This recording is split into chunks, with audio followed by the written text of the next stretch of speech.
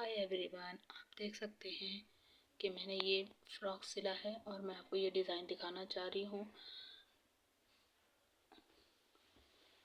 ये मैंने गोटा पट्टी वाली लेस से फ्रॉक बनाई है। देख सकते हैं आस्तीन चुन वाली है और ये डिज़ाइन बनाया है मैंने लेस से और डोरी लगाई है पीछे बांधने के लिए। और पूरी फ्रॉक का लुक भी देख सकते हैं आप, काफ़ी घेर है और ये लेस का मैंने यूज़ किया है।